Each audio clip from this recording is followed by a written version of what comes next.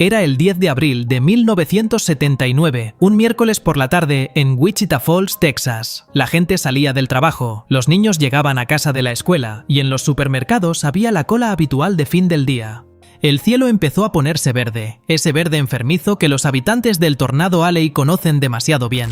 Pero nadie esperaba lo que vendría en los siguientes minutos. En cuestión de un cuarto de hora, uno de los tornados más destructivos y mortíferos del siglo XX en Estados Unidos cruzó directamente por el centro de una ciudad de más de 100.000 habitantes, dejando a su paso 42 muertos, más de 1.700 heridos y aproximadamente 3.000 viviendas completamente destruidas. Lo llamaron el Terrible Tuesday, aunque el desastre ocurrió en miércoles, porque ese fue el nombre que los medios locales le dieron al evento cuando intentaban describirlo y ninguna otra palabra parecía suficiente. Lo que lo hace aún más impresionante es que este tornado no se formó sobre campo abierto ni atacó una pequeña localidad rural. Atacó directamente una ciudad mediana con toda su infraestructura, sus autopistas, sus centros comerciales, sus hospitales y sus barrios densamente poblados. Deja tu like, suscríbete y comparte. Comencemos. Para entender por qué el tornado de Wichita Falls fue tan devastador, hay que entender primero el contexto meteorológico de ese día. El sistema de vigilancia de tornados era, en 1979, una tecnología todavía en sus primeras etapas de desarrollo. No existía el radar Doppler moderno, no había aplicaciones en el teléfono ni alertas automáticas en los televisores. Las advertencias dependían de observadores humanos entrenados, sirenas físicas instaladas en puntos estratégicos y boletines de radio y televisión que muchas veces llegaban con demasiado retraso para que la gente pudiera reaccionar. Ese miércoles, una masa de aire frío polar chocó sobre el norte de Texas con una frente cálida y extremadamente húmeda que ascendía desde el Golfo de México. Las condiciones eran textbook perfect para la formación de supercélulas tormentosas. Alta humedad en superficie, inestabilidad atmosférica severa y un potente cizallamiento vertical del viento que favorecía la rotación. El Servicio Meteorológico Nacional emitió avisos de tornado para la región desde temprano en la tarde. Pero en esa época un aviso no tenía el mismo peso ni precisión que tiene hoy. Era más una advertencia general de peligro que una predicción específica. La gente estaba acostumbrada a escuchar avisos que no se materializaban en nada concreto. Así que muchos, simplemente, siguieron con su rutina. El tornado tocó tierra por primera vez al oeste de la ciudad, cerca de la pequeña comunidad rural de Kamai, y comenzó a desplazarse hacia el sureste a una velocidad sostenida de entre 50 y 60 km por hora. No era inusualmente rápido en su desplazamiento, lo que en teoría ofrecía cierto tiempo para escapar, pero su anchura era monstruosa. En su punto de máxima intensidad alcanzó casi 800 metros de ancho. Más de 3/4 partes de un kilómetro de destrucción absoluta de lado a lado. Los vientos medidos en su núcleo superaban los 330 km por hora, lo que lo clasificó como un F4 en la escala Fujita, una de las categorías más violentas posibles. Cuando llegó a los límites occidentales de Wichita Falls, ya había acumulado toda su energía cinética y no mostró la más mínima señal de debilitarse. Atravesó barrios residenciales enteros con casas unifamiliares, cruzó la autopista interestatal con coches en movimiento, arrasó zonas comerciales con tiendas y restaurantes y penetró hasta el corazón urbano de la ciudad. Los testigos que sobrevivieron para contarlo describieron un muro de ruido ensordecedor seguido de oscuridad total y destrucción absoluta. Donde el tornado pasaba, no quedaba literalmente nada en pie. Casas, árboles maduros de décadas, postes de luz de hormigón, vehículos aparcados, todo desaparecía o quedaba retorcido y aplastado de formas físicamente imposibles.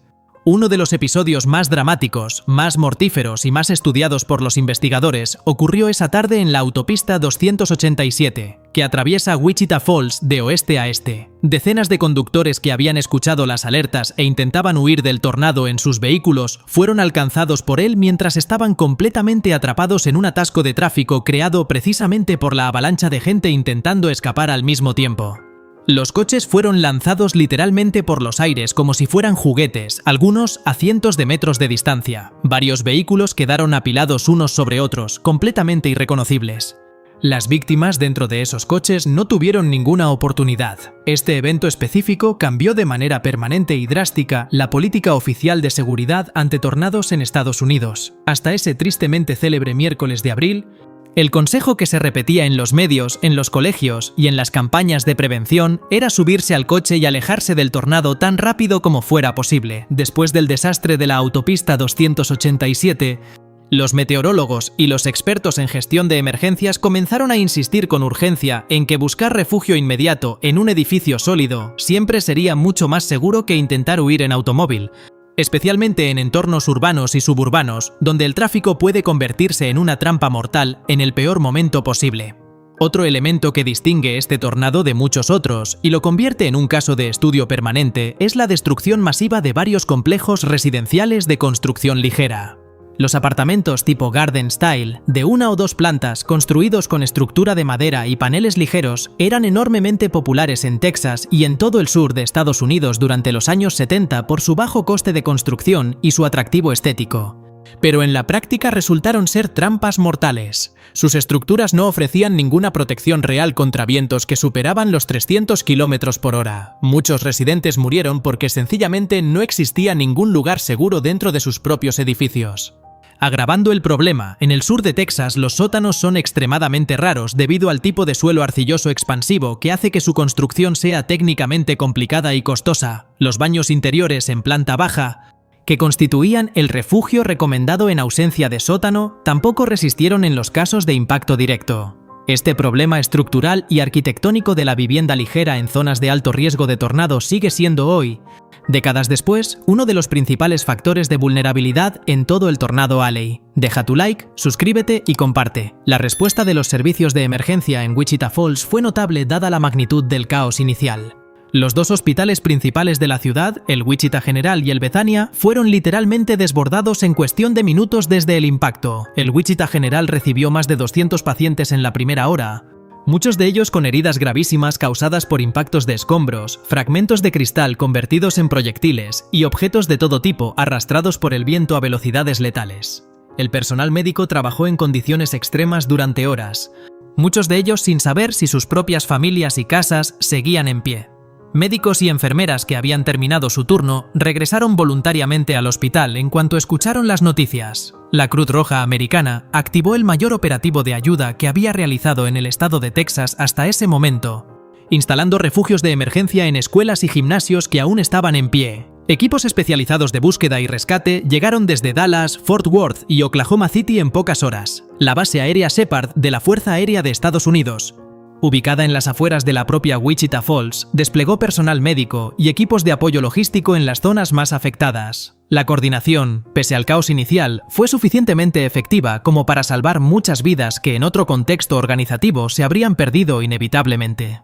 Las cifras de daños económicos alcanzaron magnitudes históricas para la época y el tamaño de la ciudad. Los daños totales se estimaron en más de $400 millones de 1979. Una cantidad equivalente a más de $1.500 millones a valores actuales. Más de 10.000 personas quedaron sin hogar literalmente de un día para otro, durmiendo en refugios de emergencia o con familiares en otras ciudades. El presidente Jimmy Carter declaró la zona como área de desastre mayor a nivel federal en tiempo récord, lo que activó los fondos y mecanismos de la Agencia Federal de Gestión de Emergencias, la FEMA, que precisamente había sido creada ese mismo año de 1979 mediante una orden ejecutiva de Carter para unificar y coordinar la respuesta federal ante catástrofes. El tornado de Wichita Falls fue, en cierto modo, la primera gran prueba real de fuego para la FEMA recién creada, y la experiencia moldeó de manera significativa los procedimientos y la doctrina que la agencia desarrollaría en los años y décadas siguientes. Desde el punto de vista científico y técnico, el tornado de Wichita Falls del 10 de abril de 1979 fue documentado y analizado con un nivel de detalle sin precedentes para la época.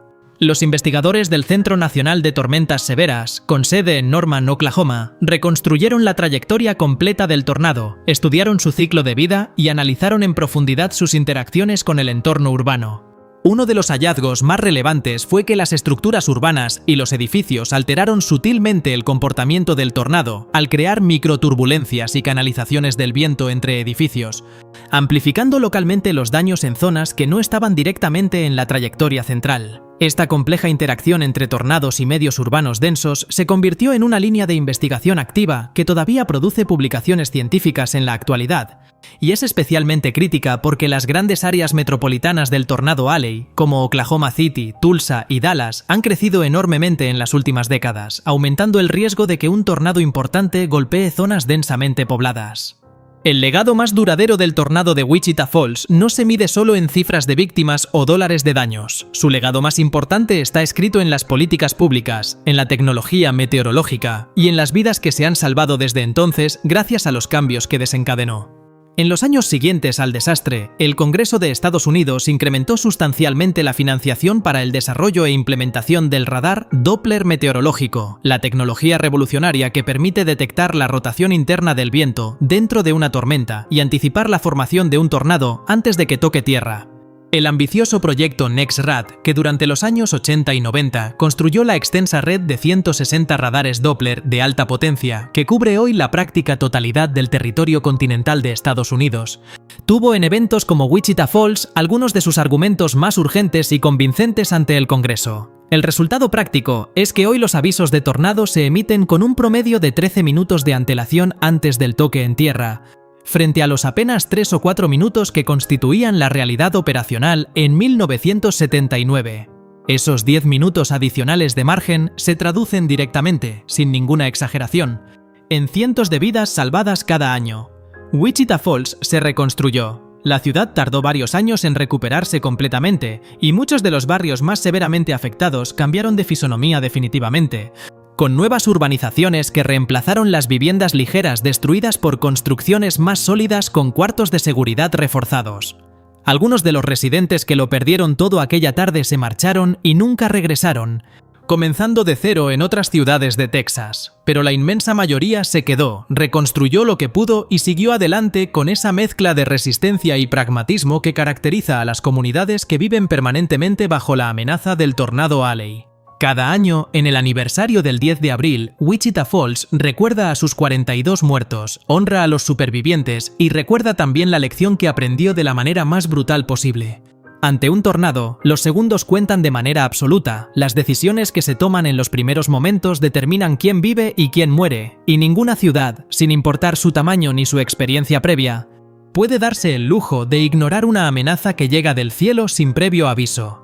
El tornado que apareció de la nada aquel miércoles de 1979 no solo arrasó Wichita Falls, cambió para siempre la manera en que los Estados Unidos observa el cielo, alerta a su población y enfrenta a uno de los fenómenos naturales más violentos y caprichosos del planeta. Deja tu like, suscríbete y comparte. Hasta la próxima.